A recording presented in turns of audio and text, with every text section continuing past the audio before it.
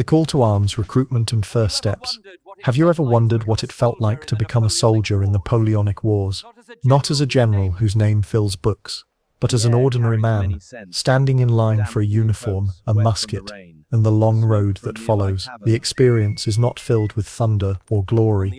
It is quieter, slower, and heavier. Before we begin, pause. Dim the lights if you can, adjust your pillow, let your breathing fall into a steady rhythm, in and out. This story will move as patiently as boots on cobblestones. If your eyes close while the drums roll, that is no trouble. The story will wait for you, and the soldiers will still be standing in line. The summons. You stand in a crowded square, cobbles slick with last night's rain. A drum beats faintly, calling men to gather. The recruiter's voice is loud, his promises louder still, bread, coin, and honor. But the crowd is not filled with eager patriots. It is a mix of the uncertain, the desperate and the unwilling. Some stepped forward freely, others were pressed, persuaded or cornered into service. The myth of patriotic volunteers is told in books. The reality is written on the faces around you. Hesitation, weariness and hunger. The smell of the square, the air carries many scents. Damp wool coats, wet from the rain, smoke from nearby taverns, spilling from chimneys, a faint odor of horse dung, pressed into the cobbles. Bread baking somewhere close, though too expensive for most hands here. You breathe it all in as the recruiter speaks again, his voice sharp against the dull sky. Old stitches. Beside you stands a thin man, shoulders bent. His nickname, already given by others, is Old Stitches. He was a tailor before this day, his fingers more used to needles than muskets. Even now, as he listens to the recruiter, he runs a hand along the frayed cuff of his sleeve, muttering about poor Stitch. When handed a musket, he will almost certainly complain about the seams on its sling.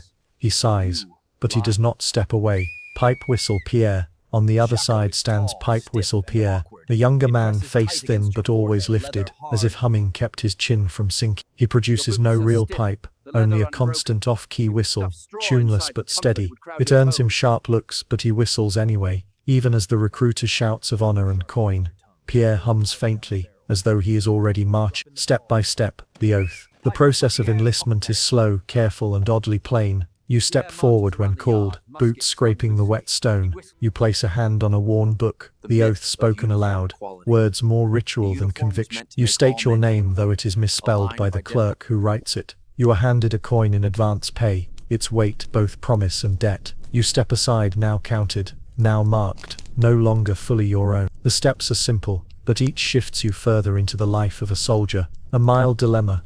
As you wait, the recruiter offers bread for a price less than fair. You could buy a loaf with your new coin, filling your stomach now, or you could save it, uncertain how long it must last. The choice is small, but heavy. You keep the coin in your pocket, its weight more comforting than the smell of bread. The myth of glory. Pamphlets show soldiers as noble figures, muskets gleaming, uniforms bright. They promise adventure, pride and quick advancement. But the truth is simpler. Most soldiers marched, carried packs, waited in fields, drilled endlessly, and endured hunger. Glory belonged to generals, not to men like you. Your musket will shine less from polish than from the sweat of your hand. Receiving the uniform. Later, you are led to a long room lined with wooden tables. Bundles of cloth are handed out. The uniform feels stiff, the wool scratchy, the smell sharp with dye and damp storage. You slip it on slowly. The sleeves hang long, the boots pin. Old Stitches shakes his head, muttering that the stitching is crooked.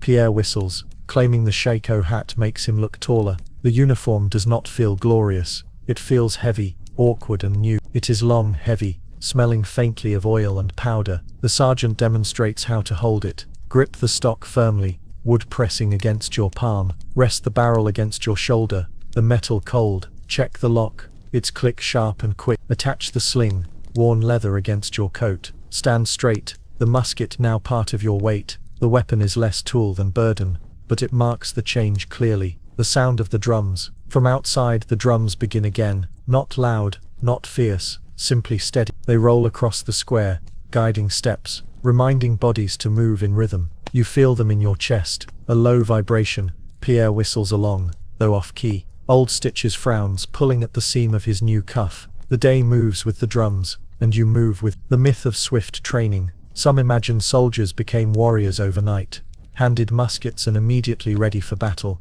The truth was slower, Drill upon drill, step upon step, weeks of repetition before even seeing the road. Historians note that training was less about skill and more about habit, teaching bodies to move in rhythm, fire in rhythm, march in rhythm. War was not sudden, it was patient. Old Stitches mutters that he would settle for boots that fit.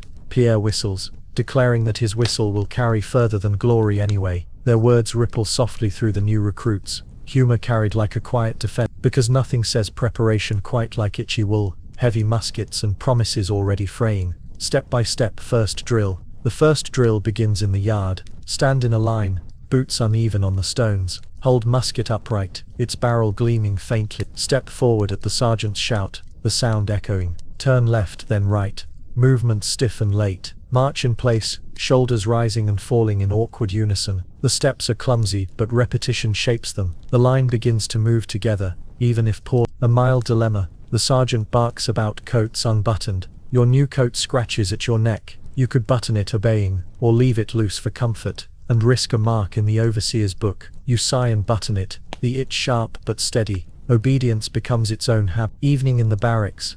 At last you are led to the barracks. The room is wide, filled with straw mattresses lined in rows. The air smells of damp wool, leather and unwashed bodies. Boots thud on the floor, voices murmur low. Old Stitches sits cross-legged, already mending a sleeve with needle and thread he smuggled in. Pierre whistles faintly, the tune trailing into silence. You lie on your mattress, straw rustling beneath, the musket resting at your side. The soft cadence, the drums fade, the boots, the square empties, and you, lying in stiff wool, feel the weight of the day settle. The seam scratches, the musket rests, and you drift, slowly, into uneasy rest. Life in the camp, mud, smoke and routine. Have you ever wondered what it feels like to live inside a soldier's camp during the Napoleonic Wars? Not the grand headquarters of generals with polished boots and neat tents, but the sprawling muddy spaces where ordinary soldiers slept, cooked and endured the passing of days. Life in camp was not an adventure, it was a rhythm of mud, smoke, and endless waiting. Before you step inside, pause, breathe slowly, exhale gently.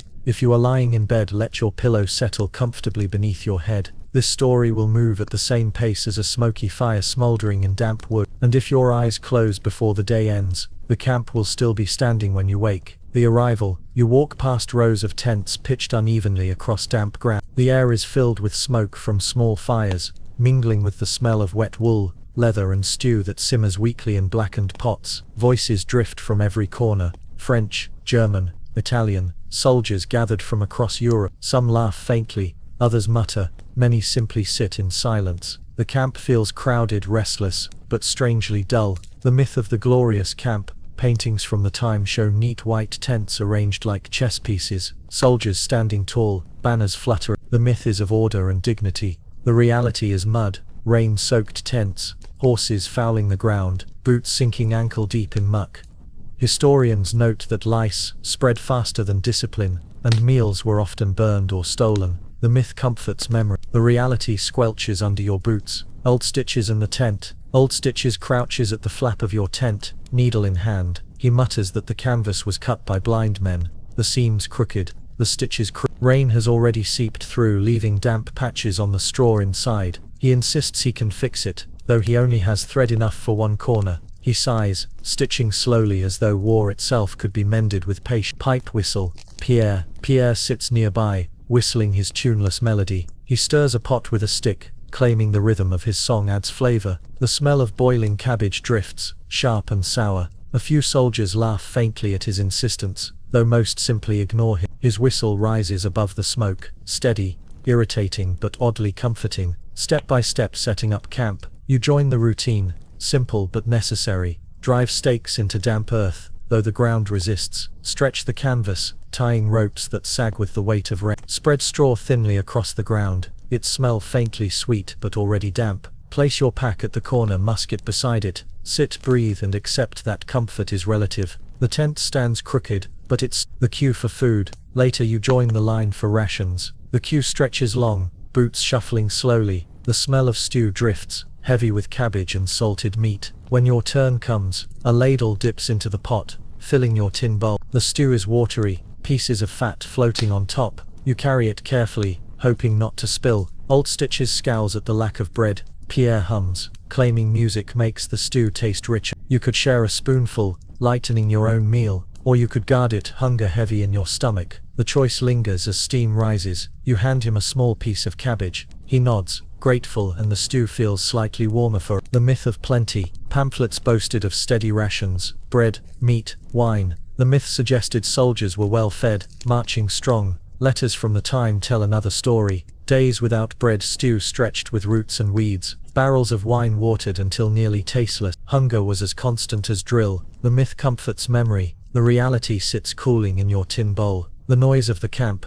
As evening settles, the camp grows louder. Horses snort and stamp. Pots clang as soldiers scrape the last of stew. Voices rise in arguments over cards. Someone sings off-key, Pierre whistling along. The sound is messy, restless, uneven. It is less the sound of order and more the sound of weary men filling silence. Step-by-step drilling in camp. Drill never ends, even in mud. Form a line, boots slipping slightly. Raise muskets at command, barrels gleaming faintly in smoke. March forward 3 paces, left boots striking in awkward unison. Lower muskets, reload clumsily, powder spilling into mud. Repeat until motions blur into habit. The drill is less about precision than persistence. Rules of the camp. Every camp has its quiet codes. Never touch another man's musket. Share firewood, but guard bread. Do not snore too loudly, or boots will nudge you awake. Cards are allowed, arguments less so. Fires must be doused at the bell. The rules are not written, but everyone knows them. Old Stitches and the lice. Later, Old Stitches scratches his collar, muttering about stitches too tight, lice too loose. He swears he will sew the seams, so narrow the pests cannot enter. Pierre whistles that lice prefer good company. The two argue mildly, their voices low, their humor faint, because nothing says soldiering quite like itchy collars and cabbage stew. The truth is slower, coughing intense, boots damp, snores loud, lice biting. Rest came in fragments, never fully. Historians note that many soldiers dreaded camp more than marching. Boredom, hunger and dampness pressing harder than battle. The myth comforts painting. The reality scratches at your skin. The evening fire. As darkness spreads, you sit by the small fire. Smoke curls upward, stinging your eyes. The pot hangs empty, scraped clean. Pierre whistles, the tune drifting into the dark. Old Stitches sits with needle in hand, mending a torn strap. The flames glow faintly, their warmth too small for the cold. You watch the embers dim, the camp slowly quieting, and you, lying on damp straw, feel the weight of smoke settle. The fire cools, the boots still, and you drift into uneasy rest. The uniform and equipment. Have you ever wondered what it felt like to wear the uniform of a Napoleonic soldier? Paintings show it as bright, noble and proud. Blue coats gleaming, buttons polished, hats tall and firm. But on your shoulders the uniform is less painting and more weight. Wool that scratches, boots that pinch, straps that dig into skin. Before you put it on, pause, take a slow breath, exhale gently. If you are lying in bed, let your blanket rest against you like the coat itself, heavy, uneven, not quite comfortable. This chapter will move as slowly as buttons being fastened one by one. And if you drift into sleep before the straps are buckled, the uniform will still be waiting in the corner. The coat. The first piece is the coat. Wool dyed deep blue. It smells of damp dye, old storage, and faint mildew. The sleeves are too long, the shoulders too tight. When you lift your arms, the fabric pulls sharply. Old Stitches shakes his head, muttering about crooked seams. He insists the cuffs are stitched by children with blunt needles. He sets to work at once, his fingers tugging threads, repairing what should have been whole. The myth of the glorious uniform. Engravings show soldiers dressed neatly, every button aligned, every strap perfect. The myth is of unity, discipline, beauty.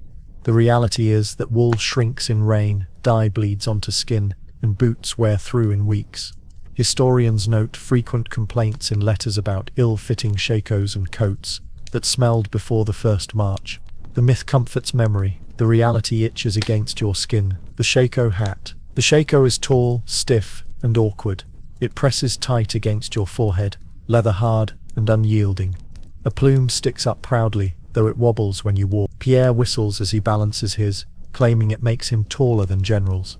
Old Stitches mutters that the stitching at its brim will unravel by next month. You adjust yours, feeling sweat gather already. Step by step, strapping on the gear. The rest of the equipment comes in layers. Sling the cartridge box across your chest, strap biting into shoulder. Buckle the crossbelt, leather stiff and creaking, Attach the bayonet, its metal cold against your thigh. Adjust the haversack, canvas smelling of flour dust and grease. Finally, lift the musket, the heaviest piece of all. The straps dig, the leather squeaks, the musket pulls. Your body bends to carry it all. A mild dilemma. Your boots are stiff, the leather unbroken. You could stuff straw inside for comfort, but it would crowd your toes. Or you could leave them bare, risking blisters. Neither choice is easy. You choose the straw, walking less painfully for now, though your toes complain with every step. The musket is long, nearly as tall as you. Its wood smells of oil, its barrel cold, its weight steady. It is not elegant, it is blunt, slow, heavy. The sergeant insists, it is your true companion. Old Stitches mutters that even companions deserve better stitching on their slings. Pierre whistles, claiming the musket sings along with him if you listen close. Step by step, loading the musket. The process is drilled until it becomes reflex. Bite the cartridge, powder sharp against your tongue. Pour the powder down the barrel, tapping it gently. Drop in the ball, its weight echoing. Ram it down with the rod, iron clinking inside. Prime the pan, cock the lock, bring the musket to shoulder. The motions are slow at first, then quicker, until they blur into habit. Fire, reload, fire again. The rhythm never ends. The myth of the reliable weapon. Pamphlets praised muskets as reliable, efficient instruments. The truth was slower. They misfired in rain, fouled after a few shots, and often produced more smoke than aim. Historians note that accuracy was low. Volleys fired more for sound and sight than precision. The myth comforts paintings, the reality rattles in your hand. Old Stitches and his obsession. Later, as you adjust your straps, Old Stitches crouches again, sewing at the edge of your haversack. He mutters that war will be won not by generals, but by those who keep seams from tearing. He pulls thread with care, the needle flashing in firelight. Others laugh, but when their straps snap, they come quietly to him. Pipe whistle. Pierre's commentary. Pierre marches around the yard, musket slung loosely. He whistles as though the sound alone will keep the straps from biting. He jokes that if generals marched to his tune, the war would be over sooner. His humor is thin, but it drifts across the line, carried on his tune, because nothing says preparation quite like whistling through stiff leather. Step by step, polishing before inspection. Each evening the ritual repeats. Wipe mud from boots, though the shine fades instantly. Rub oil on musket, the rag blackening quickly. Brush the coat though the dust clings stubbornly. Straighten straps, leather creak. Stand in line, waiting for the overseer's glance. The ritual is less about cleanliness than about obedience. A mild dilemma. The overseer inspects buttons. One of yours is missing. You could borrow thread from Old Stitches and sew it quickly, or hide the gap with your strap. You choose the strap, covering the space, hoping the glance skips over it. It does for now. The myth of uniform equality. The uniform was meant to make all men equal. A line of identical coats and muskets, but reality showed differences everywhere. One man's coat too large, another's hat too small, boots already patched, straps uneven. Equality was less fabric, and more illusion. Historians remind us that even in neat rows, soldiers felt their differences keenly. The evening wait. By night, when the straps are unbuckled and the musket rests, the body feels lighter, but the marks remain. Red grooves, on shoulders, aching feet, raw skin. Old Stitches sits with needle still in hand. Pierre hums faintly, lying back on straw. You rest too, uniform folded awkwardly beside you, ready to itch again tomorrow. The soft cadence, the musket rests, the straps sag, the needle flashes once more, and you, lying still, feel the uniform's weight even without wearing it. The camp cools, the fire dips, and you drift into sleep, the coat folded at your side. Marching, the endless road. Have you ever wondered what it feels like to march day after day during the Napoleonic Wars? Not the polished parade ground in a city square, but the endless roads that wound through fields, forests and mud. Marching was less a matter of glory than of endurance. Each step was heavy, each mile slow, and yet the army moved, one boot at a time. Before we begin, pause, breathe in slowly, exhale gently. If you are lying in bed, let your blanket press against you like the weight of a pack. This story will move as steadily as boots striking cobblestones. And if your eyes close while the road stretches on, the march will continue without you. The morning drum. The day begins with the beat of drums. Not fast, not loud, steady. They roll through the camp like a reminder. Boots are pulled on, straps buckled, muskets lifted. The pack rests heavy against your shoulders, already familiar in its weight. Old Stitches mutters that the seams will not last a week. Pierre whistles faintly, his tune bending itself to the rhythm of the drum. The myth of swift movement. Maps show armies moving like flowing arrows covering miles with ease. The myth is of smooth advance, columns sweeping grandly across Europe. The reality is slower, boots sink in mud, wagons stall, men limp with blisters. Historians note that entire days could be spent marching fewer miles than promised, slowed by weather, hunger, or sheer fatigue. The myth comforts memory, the reality rubs raw against your heel. Step by step preparing to march, the ritual is always the same. Sling haversack over shoulder, straps creaking. Hoist musket, barrel cold against coat. Tighten pack straps, adjusting until weight sits squarely. Line up, boots uneven against the stones. Step forward at the drum's command. The march begins not with haste but with rhythm. The sound of the column, the road fills with noise. Boots striking unevenly, musket barrels clanking as they sway. Voices muttering low, some singing faintly. Wagons groaning behind, wheels squeaking against mud. The sound is not melody, it is persistence. It rolls forward mile by mile, as steady as the drum. Old Stitches and his burden. Old Stitches adjusts his pack constantly. He mutters that the straps dig like poorly cut seams. He ties cloth padding beneath though it slips with each step. He sighs but he keeps walking. His complaints are steady, like the drum itself, predictable, dull, oddly reassuring. Pipe whistle. Pierre whistles louder now, a tune broken by his own breath. He insists his whistling keeps blisters away. Others groan, but some laugh faintly. He marches slightly out of step, as though his own rhythm matters more. The tune is not pleasant, but it carries drifting above boots and mud. A mild dilemma. The road splits briefly, one side paved with stones, the other dirt and grass. The stones promise firm footing but bruise the soles of your boots. The dirt is softer but slick with mud. You must choose. You step onto the stones, each strike sharp against your heel, but less likely to trap you in mud. The myth of strong boots. Engravings show soldiers in sturdy leather boots, striding firmly. The myth is of durability. The reality is cracked leather, holes patched with rags, blisters forming after only a few miles. Records mention soldiers marching barefoot, boots slung over shoulders to preserve them. The myth comforts parades. The reality squelches through mud. Step by step the marching rhythm. The body adapts to the road. Left boot forward, heel striking foot. Right boot follows, strap pulling across shoulder. Musket swings slightly, balanced against pack. Breath falls in time with drum. Repeat until rhythm replaces thought. The march becomes not effort but pattern, repeated endlessly. The smell of the road. The air shifts as you walk, horse dung pressed into mud. Smoke drifting from villages passed in silence. Sweat rising from hundreds of men marching together. The smell clings, heavy and unavoidable. You breathe it because there is no other choice. A quirky commentary. Old Stitches claims the road is stitched worse than the coats, a seam of mud and stone without pattern. Pierre whistles louder, declaring that at least the road cannot whistle back. The jokes fall flat, but they fill the silence, because nothing says progress quite like blisters, mud, and a badly sown road. Rules of the march. Every column carries its quiet codes. Keep to your place, no rushing ahead. Share water sparingly, never too soon. Do not stop for stones in boots, they will wait until the halt. When the column halts, sit quickly, time is short. The rules are not posted, but every soldier follows them.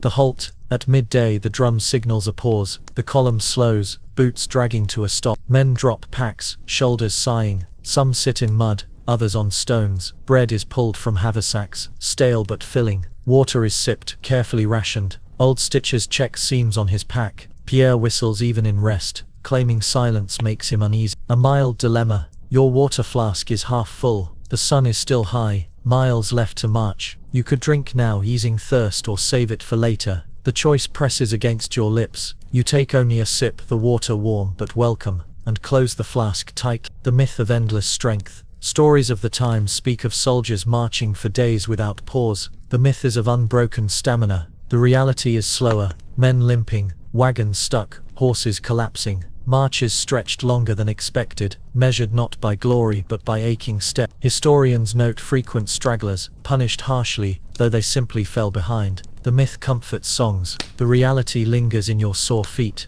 Evening on the road. As dusk settles, the column halts again. Tents rise unevenly. Fires sputter in damp wood. The day ends not with triumph, but with weary bodies lying down. The boots are pulled off, blisters inspected, straps loosened. Old Stitches shakes his head, patching a torn strap. Pierre hums faintly, his tune softer now. The road has ended, but only for a night. The soft cadence, the drum stills, the boots rest, the road quiets, and you lying in damp straw feel the march continue in your bones. The fire smolders, the camp hums low, and you drift into uneasy rest. Food and drink, rations and shortages. Have you ever wondered what soldiers ate during the Napoleonic Wars? Paintings sometimes show great tables, barrels of wine, and baskets of bread carried into camp. But your meals as a soldier are far humbler. They are rations, measured, stretched, and often disappointing. Before we begin, pause, breathe in deeply, then exhale slowly. Let your stomach soften even if it growls. This chapter will move at the same pace as soup simmering over weak flame. And if you drift off before the pot boils, the stew will still be waiting.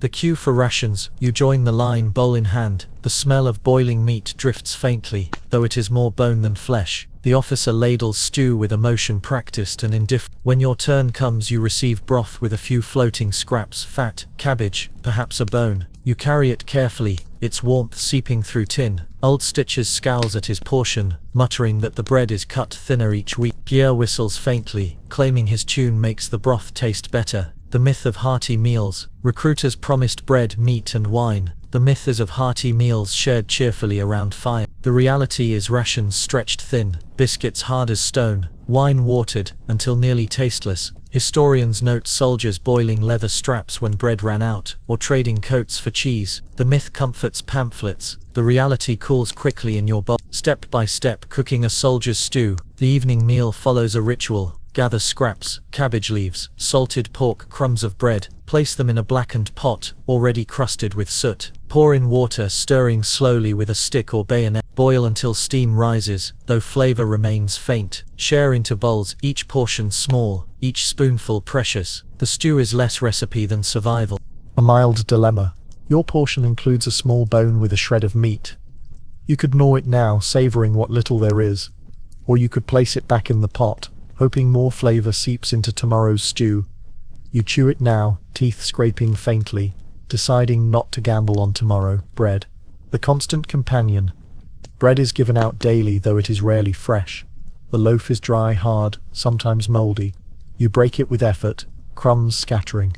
Old Stitches mutters that even stitching cannot repair bread this poor. Pierre dips his into broth, whistling softly, claiming the sound alone softens it. You chew slowly, the crust sharp against teeth, the smell of the meal. The air round the fire carries its own mix. Boiling cabbage, sharp and sour. Salt pork, heavy but faint. Smoke from damp firewood, stinging the eyes. Sweat and leather drifting from bodies crowded close. The smells cling, more memory than taste. The myth of endless wine. Songs from the times speak of soldiers drinking freely. Barrels of wine cracked open. The myth is of endless cheer. The reality is a flask of watered wine, shared sparingly. It is more sour than sweet, more water than grape, but it warms faintly, and warmth is enough. Rules of sharing. Every campfire develops its own code of food. Share bread if another stares too long. Salt is to be guarded, never given freely. Meat scraps belong to whoever stirred the pot. Wine may be passed, but never drained. Never boast of hidden food.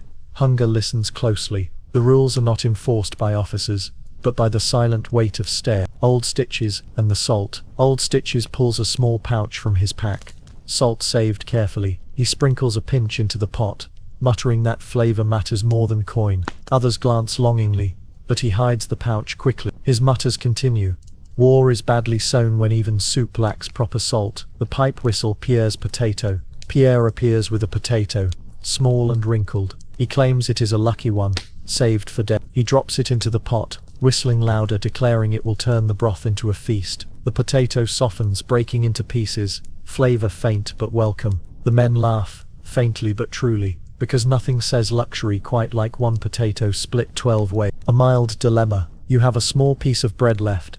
You could keep it for later, eating before sleep, or you could give it to Pierre, who already gave his potato to the pot.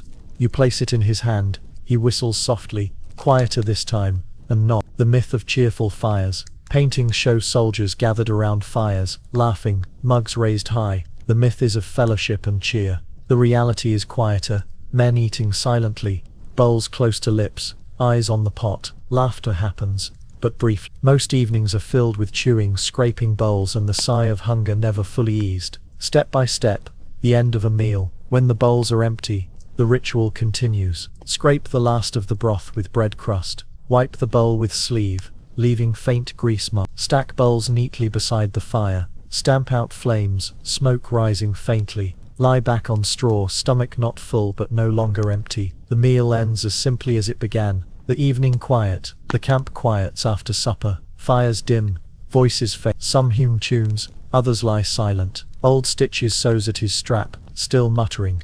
Pierre whistles faintly, softer now, the tune trailing into the dark. The night settles, not with feasting, but with quiet endurance. The soft cadence, the pot cools, the smoke drifts, the bread hardens, and you, lying back, feel hunger ease into stillness. The fire fades, the camp rests, and you drift into uneasy sleep. Drills and discipline. Have you ever wondered what it feels like to drill as a Napoleonic soldier? Paintings and parades show neat lines, muskets gleaming, officers proud. But drilling is less spectacle and more repetition. The same steps, the same commands, the same aching shoulders. Discipline is not glory. It is habit pressed into the body until it obeys without thought. Before you step onto the parade ground, pause, breathe slowly, exhale gently. If you are resting in bed, let your arms fall heavy at your side as if holding a musket that weighs more with each moment. This chapter will move as slowly as boots striking the same patch of earth again and again. And if your eyes close during the march, the line will continue forward without you. The parade ground. You stand in a long line on a wide patch of earth. The ground is uneven, churned by boots and rain. The sergeant paces, voice sharp, commands echo. Muskets are lifted, barrels gleaming faintly. The air smells of damp leather, sweat and the faint bite of powder from yesterday's practice shots. Discipline begins not with battle, but with standing still. The myth of swift learning. Stories tell of recruits turned into soldiers in days. The myth is of swift transformation. The reality is slower. Weeks of drilling, endless practice. Historians note soldiers spending more time marching in circles than facing the enemy. The myth comforts memory. The reality blisters your heel. Step by step, the basic drill. The sergeant barks commands. You move through the motions one by one. Present arms, musket lifted upright, wood pressing against palm. Shoulder arms, musket shifted to rest against coat, strap biting into shoulder. Order arms, musket lowered again, barrel striking ground faintly. Fix bayonet, blade gleaming, cold against musket's end. Unfix bayonet, the rhythm reversed, blade sliding back. The steps repeat, again and again, until thought fades into motion. Old Stitches and his button. Old Stitches frowns during drill. His musket strap rubs against a loose button on his coat. He mutters that no true tailor would leave a seam this poor. At the halt he crouches, sewing even as the sergeant shouts. The needle flashes, thread pulled. Others laugh faintly. Even discipline bends before Old Stitches' thread. Pipe whistle. Pierre's mistake. Pierre whistles under his breath during drill. The tune slips into rhythm with commands. When ordered to turn left he turns right, still whistle. The line ripples with laughter, quickly silenced by the sergeant's glare. Pierre shrugs, claiming the tune carried him wrong. He whistles again as punishment, extra laps around the yard. Rules of the parade ground. Every drill follows its own quiet rules. Keep eyes forward, never wandering. Stand straight, no matter how shoulders ache. Move when commanded, not before. Do not scratch, sneeze or sigh in the line. Laugh only when far from the sergeant's ear. The rules are not written, but broken at risk of fines. A mild dilemma. The sun grows warm as you drill. Sweat gathers beneath your collar. You could loosen the top button of your coat, easing the air. Or you could keep it fastened, avoiding the sergeant's sharp eye. You choose to keep it closed, the wool scratching but the punishment avoided. Step-by-step firing drill. The sergeant calls for practice volleys. Load cartridge bitten,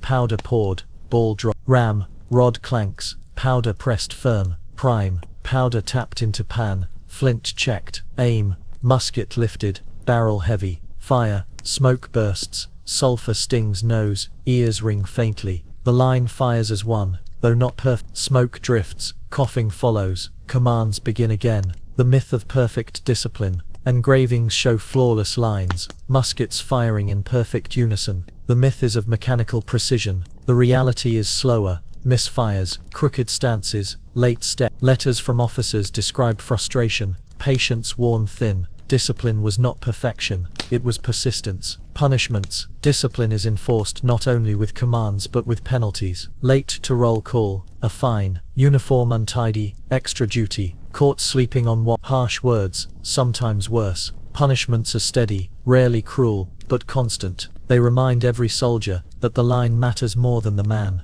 A quirky commentary. Old Stitches insists discipline would improve if officers inspected stitching instead of musket. Pierre whistles that his tune keeps time better than the drum. Their jokes ripple softly, quickly drowned by the sergeant's commands, because nothing says discipline quite like crooked buttons and out-of-step whistling. Step by step, the marching drill. The line shifts into motion. Left foot forward at the drum beat. Right foot follows, straps creaking, musket held steady, barrel glinting faintly, breath falls with rhythm, chest rising in time. Turn at command, boots scraping earth. The march circles the ground, round and round, until miles feel traveled though the yard is small. A mild dilemma. Your musket strap slips down your shoulder. You could pause to adjust it, risking the sergeant's glare, or you could leave it, shoulder aching, strap digging deep. You let it dig, teeth clenched, step steady. Discipline demands silence, even from pain. The evening dismissal. At last, the drum rolls a final time. The sergeant calls the line to halt. Muskets lower, straps creak, bodies sag faintly. Old Stitches tucks away his thread. Pierre hums softly, freer now that commands have ended. The yard empties slowly, boots dragging toward campfires. The soft cadence, the drum fades, the muskets rest, the voices hush, and you, weary from repetition, feel the rhythm linger in your bones. The ground cool, the fire waits, and you drift into uneasy sleep. Encounters with civilians. Have you ever wondered what it feels like to meet the people who live along the army's road? The maps of campaigns show arrows sweeping across borders, but they do not show the barns borrowed for sleeping, the bread begged or bought, or the stares from windows. For soldiers, civilians were part of the road itself, sometimes generous, sometimes wary, often silent. Before you begin, pause, breathe in slowly, exhale gently. If you are lying down, let your body rest heavier against the bed, as if you too were leaning against a barn wall. After a day's march, this chapter will move at the same pace as shutters closing slowly at dusk. And if your eyes close before the encounters end, the village will still be there, quiet, waiting. The village approach. The column passes through a small village. The air shifts, the smell of manure from stables, bread baking faintly, smoke drifting from chimney. Children peek from doorways, eyes wide at the long line of soldiers. Dogs bark, pulling against ropes. Windows open, then close again, shutters slamming softly. The soldiers march on, boots heavy, packs sway. The myth of cheerful welcome. Some songs claim villagers cheered soldiers, offering bread and wine. The myth is of joy, flags waving, voices raised. The reality is quieter. Most villagers watched from a distance, wary of men who carried muskets and took food. Historians note that soldiers were as often feared as celebrated. The myth comforts paintings. The reality waits behind shutters. Old Stitches and the farmer's barn. Old Stitches eyes a barn at the village edge. Its roof sags, seams gape. He mutters that even barns suffer from bad tailoring. Still, when ordered to rest, he enters, laying his pack against the wall. The hay smells sweet but damp, dust rising as he settles. He shakes his head, saying even straw should be stitched straight. Pipe whistle. Pierre and the children. Pierre whistles as the column halts. Children gather near, curious despite warnings. He lowers his whistle into a tune that almost resembles a melody. The children giggle though their mothers frown. Pierre bows, exaggerated, before returning to his pack. His whistle lingers in the air, softer now. Step by step, buying bread. The officer allows a brief stop. You try to buy food from a villager. Point to the bread on the table, its crust dark. The villager hesitates, eyes scanning uniform. At last he takes the coin, places the loaf in your hand. You nod, stepping back, the bread warm, the exchange silent. The bread feels heavy, though lighter than the coin it cost. A mild dilemma. You break the loaf in half. You could eat it yourself, hunger sharp, or you could share with Pierre, who already gave his potato days before. The decision lingers like the smell of the bread itself. You hand him a piece. He whistles softly in thanks, tune carrying faintly into the evening. The smell of the village. The air carries layers, barn straw dry and dusty, bread baking, crust sweet and sharp, lamp oil burning, faintly bitter, manure heavy near the stables. The scents mix, familiar yet strange. You breathe them as though they were part of the march. The myth of rich supplies. Reports speak of villages supplying soldiers with cheese, wine, and meat. The myth is of plenty. The reality is meager. Scraps of bread, weak beer, a few onions. Villagers often had little for themselves, let alone soldiers. Letters home mention rations stretched with turnips, stew made of weeds. The myth comforts memory. The reality chews slowly, leaving hunger behind. Rules of civilian encounters. Among soldiers, unspoken rules guide dealings with villagers. Do not knock too loudly, doors open more slowly that way. Offer coin first, even if refused. Never boast of food bought, unless you have enough to share. Keep muskets slung behind, never pointed. If a dog growls, step back. The dog is braver than the man. The rules are simple, but they shape the quiet exchanges. Old Stitches and the onion trade. A farmer offers onions, rough and small. Old Stitches inspects one, muttering that its skin peels worse than a poorly stitched seam. Still he trades a button for it, shaking his head. The onion smells strong, sharp enough to sting eyes. He claims he will use it to season the seams of his suit. A mild dilemma. A beggar approaches, hand outstretched. You have only a crust of bread left. You could keep it for the road, or place it in his palm. The choice weighs in silence. You hand it over, the beggar nodding once before stepping back. Your stomach aches, but the road feels slightly lighter. Pipe whistle Pierre and the tavern. Later, Pierre lingers near a tavern. Music drifts faintly, laughter inside. He whistles along, matching the tune badly. The door stays closed, soldiers are not welcome. He shrugs, claiming the tune is better outside anyway. The column moves on, leaving the tavern in silence. The myth of hospitality. Paintings show tables set, villagers smiling, soldiers feasting. The myth is of welcome. The reality is that soldiers often slept in barns, ate little, and were asked to move on quickly. Hospitality existed, but it was rare, and always cautious. Historians note both kindness and resentment, both true, both forgotten in evening departure. As night falls, the column leaves the village. Fires burn low, shutters close tight. Dogs bark faintly as the line moves on. Bread is chewed slowly, onions carried in pockets, water sipped sparingly. Old Stitches mutters about bar. Pierre whistles faintly, softer now. The village fades behind you, another mark on the road. The soft cadence. The shutters close. The lamp oil fades. The bread crust hardens. And you, stepping onward, feel the weight of silence settle. The road stretches, the column hums low, and you drift into uneasy rest. The battle without glory. Have you ever wondered what it truly felt like to fight in the Napoleonic Wars? Paintings show neat ranks, horses charging, banners waving. But for ordinary soldiers, battle was slower, heavier, and far less glory. It was waiting in smoke, moving in rhythm, and enduring the noise that never seemed to end. Before you step onto the field, pause, take a slow breath, exhale gently. If you are lying in bed, let your blanket weigh against you like the musket against your shoulder. This chapter will move as slowly as smoke drifting across a damp field, and if your eyes close before the volleys are fired, the battle will continue quietly without you. The field. You stand in a long line on open ground. Grass trampled, mud soft beneath boots. The sky is low, heavy with clouds. Ahead, another line waits in the distance, faint through the mist. The air smells of damp earth, sweat and the faint sharpness of powder, already burned. The myth of the glorious charge. Paintings show shining bayonets and heroic leap. The myth is of swift action,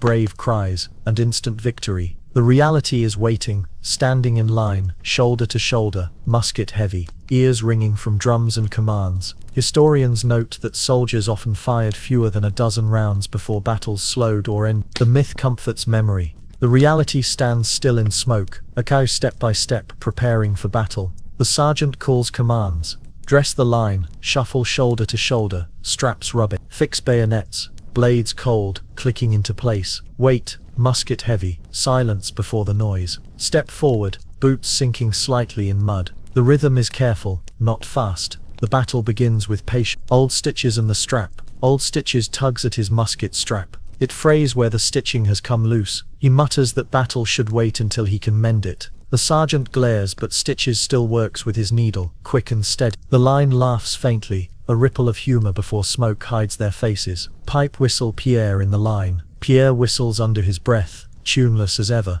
The sound cuts oddly against the drum. When the first volley is ordered, his whistle stops mid-note, broken by the crack of muskets. He grins faintly, as if smoke itself has joined his song. The volley begins. Dozens of muskets fire together, sound rolling across the field. Your ears ring, chest shaking with each shot. Smoke rises thick, white-grey, choking the air. Voices shout, but most are lost in the roar. The battle is less sight than sound, less sound than confusion. You could try to reload quickly, risking clumsiness, or you could pause, careful, falling behind the line. You choose speed, fumbling powder into the pan. The shot fires, late but loud, smoke filling your face. The myth of accuracy. Stories tell of skilled shots, men falling neatly. The myth is of precision. The reality is smoke so thick you cannot see 10 paces. Muskets firing wide, balls striking ground as often as men. Historians note that volleys were meant for sound and weight, not aim. The myth comforts glory. The reality fires blind. Step by step, volley fire. The commands roll again. Load, cartridge torn, powder pour. The rhythm repeats, over and over, until it feels less like fighting and more like drilling in louder air. Old Stitches in the smoke. Stitches crouches as his strap tears again. He mutters angrily, sewing even as shots crack overhead. He ties the strap with neat stitches, then rises calmly to fire once more. Others shake heads, but some laugh faintly. Even battle cannot interrupt his thread. Pipe whistle. Pierre's tune returns. Between volleys Pierre whistles again. The sound is broken, cut by his own coughing from the smoke. Still, he insists it keeps his rhythm steady. A soldier beside him mutters that Pierre will whistle through cannon fire itself. Pierre grins, proving the point by whistling loud. The myth of endless fighting. Accounts sometimes describe battles lasting entire days. The myth is of constant noise. The reality is bursts of volleys, then silence, then waiting. Soldiers stood still as smoke drifted, fingers aching, muskets heavy. Battle was less endless action than long pauses, broken by sudden fire. A mild dilemma. Your water flask is nearly empty. You could drink now, easing the powder sting in your throat, or you could wait, unsure how long the field will hold you. You sip only once, throat dry but steadier, and close the flask tight. The ground after battle. When the volleys fade, silence spreads slowly. The smoke drifts, thinning, mud trampled, straw burning faintly at the field's edge. Boots heavy, shoulders sore, ears still ringing. The sergeant calls to gather, to march again. Old Stitches checks his strap. Pierre whistles softly, tune thin but steady. The myth of heroic victory. Songs speak of glory, of banners raised, enemies broken, triumph clear. The myth is of sharp end. The reality is confusion. Smoke too thick, orders unclear, outcomes guessed at. Letters from soldiers rarely mention victory. They speak of waiting, smoke, aching shoulders, and the relief of marching away. The myth comforts history. The reality limps away on blistered feet. The evening after. At camp, muskets are cleaned, straps mended, bread chewed slowly. The smoke smell clings to coats, hair and skin. Ears ring long after silence falls. Old Stitches sews straps by firelight. Pierre hums faintly, his tune softer now. You lie back, musket resting beside you, the sound of volleys still echoing in your chest. The soft cadence, the smoke drifts, the straps mend, the tune fades, and you, lying still, feel the weight of silence settle. The fire calls, the camp breathes low, and you drift into uneasy rest. Illness, injuries, and remedies. Have you ever wondered what happens when a soldier falls sick in the midst of the Napoleonic Wars? The battles end, the marching pauses, but illness never waits. For most soldiers, it was not cannonballs that threatened most, but coughs, fevers, and small cuts that grew worse in damp air. Before we begin, pause, breathe slowly, exhale gently. If you are lying down, let your body sink into stillness, as if you too were resting on straw in a dim barracks. This chapter will move as slowly as remedies steeping in water, and if your eyes close before the cure is finished, the onion poultice will still be waiting. The camp in sickness. You lie in the tent, air thick with sweat, damp straw rustling beneath. Around you coughs echo softly, uneven but constant. The smell of vinegar drifts, someone pouring it over rags. A pot simmers nearby, broth weak but warm. Illness is not sudden. It lingers, it spreads, it waits. The myth of medical care. Paintings and reports suggest neat field hospitals, surgeons ready, soldiers healed quickly. The myth is of care and progress. The reality is slower, tents crowded, wounds washed poorly, herbs boiled in. Historians note that soldiers more often died from fever than from musket fire. The myth comforts memory. The reality coughs into its sleeve. Old Stitches and his lint. Old Stitches sits with needle in hand still, though he sews cloth for bandages now. He mutters that stitches on skin are no different from stitches on coats, just more delicate. He ties strips of linen carefully wrapping a soldier's arm. His voice is steady, though his thread shakes faintly. Others nod, grateful for hands that know fabric. Pipe whistle, Pierre and the tonic. Pierre appears with a bottle, brown glass cloudy. He whistles as he pours a sip into a tin cup. The liquid smells of herbs and spirits. He declares it a cure for cough, fever, and poor stitching alike. The men laugh faintly, then it warms, then fades, but the whistle lingers. Step by step, the onion poultice. One cure is passed through camp, the onion poultice. Slice an onion thin, it smells sharp and biting. Place slice an onion thin, it smells sharp and biting. Place slices in cloth, folding edges carefully. Warm the cloth by the fire until steam rises. Lay it on the chest, its damp heat pressing in. Wait, breathing slowly, until the sharpness fades. The cure is less medicine than ritual, but rituals ease the night. A mild dilemma. You have a small piece of bread left. You could eat it, feeding your weak body, or you could soak it in broth, giving it to the man coughing beside you. The choice rests heavy. You give it to him, his nod faint but real. Your stomach growls, but the night feels lighter. The smell of remedies. The tent smells of strange mixtures. Onions sharp, vinegar sour, goose fat heavy, rubbed into wounds. Smoke from the fire clinging to every cloth. Sweat, damp straw, unwashed bodies. The smells mix until they are impossible to separate. The myth of swift healing. Some believed wounds closed quickly, fevers broke in days. The myth is of sudden recovery. The reality is slower, coughs lasting weeks, cuts festering, strength returning only in fragments. Historians note soldiers returning to march still weak, shoulders sagging beneath muskets. The myth comforts hope, the reality scratches at your throat. Step by step, treating a musket graze. When a soldier is struck by a grazing ball, the treatment follows. Wash the wound with vinegar, the sting sharp. Pack with lint, pressing until bleeding slows. Wrap with cloth, tied tight but not too tight. Offer a sip of brandy, warming chest and throat. Rest, though rest rarely lasts long. The treatment is simple, but it marks the difference between healing and festering. Old Stitches and the bandage. Stitches frowns at the rough cloth. He insists the seam is wrong, even on a bandage. He re-sews it, muttering that soldiers deserve straighter lines even when ill. Others smile faintly, though coughing interrupts. His habit never fades, not even here. A mild dilemma. Your flask still holds a little brandy. You could drink it yourself, steadying your cough. Or you could pour it into another's cup, easing their pain. You tip it into his cup. He nods, eyes closing, the warmth spreading. Your throat stays dry but silence feels soft. Pipe whistle Pierre's song. Pierre hums a tune quieter now. He claims music heals better than onions. The sound drifts over straw, broken by coughs but steady. It carries faint comfort, though off-key, because nothing says cure quite like whistling in smoke. The myth of doctors. Stories tell of doctors walking camp rows, wise and ready. The myth is of presence. The reality is absence. Few doctors, fewer supplies. Most healing fell to soldiers themselves, or to comrades like Stitches sewing cloth into bandages. The myth comforts story. The reality lies coughing on straw. Evening in the sick tent. As night falls, the tent grows quieter. Coughs soften, though they never stop. The fire burns low, onions steaming faintly. Vinegar jars sit empty. Old Stitches packs his needle, thread nearly gone. Pierre whistles one last tune, then sleeps. You lie back, throat sore, eyes heavy. The soft cadence. The onions cool, the vinegar fades. The cough lingers, and you, resting on straw, feel the remedies settle. The fire dims, the tent exhales, and you drift into uneasy rest. Waiting, wondering, and homeward thoughts. Have you ever wondered what it felt like to wait as a Napoleonic soldier? Not the rushing march, or the brief battle, but the long stretches in between. War was often less about fighting, and more about waiting hours, days, weeks spent in camp,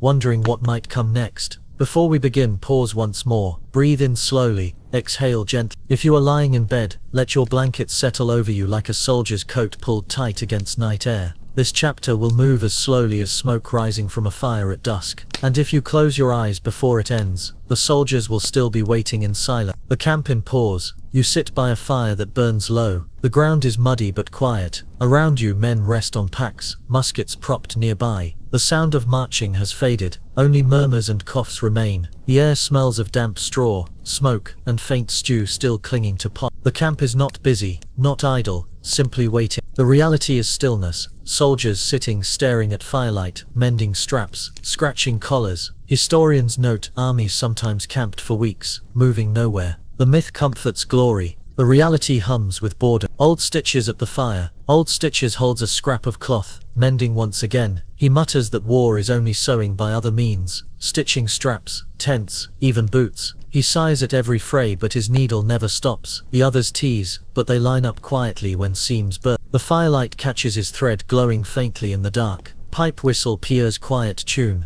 Pierre sits with knees pulled close, whistling softly. The tune is broken, uncertain but steady. He claims whistling keeps the silence from pressing too heavy. Some groan, others smile faintly. The sound drifts above the fire, carrying further than words. Step by step passing time. The hours pass with small rituals. Sharpen the bayonet on a stone. Scrape steady. Spark faint. Mend a strap, thread pulling through leather. Write a letter. Words brief. Hand cramped. Stir ashes of the fire. Embers glowing red. Lie back staring at clouds or smoke, waiting. Time stretches, broken only by these motions. A mild dilemma. You hold a scrap of paper and you could write a letter home though delivery is uncertain. Or you could save the paper, rare and precious. The choice weighs. You write, the words plain. I am well, I wait, I think of home. The paper feels lighter once filled. The smell of waiting. The air is filled with layers. Smoke curling low. Leather straps drying by the fire. Damp wool steaming faintly. Stew pots empty but still sharp with cabbage.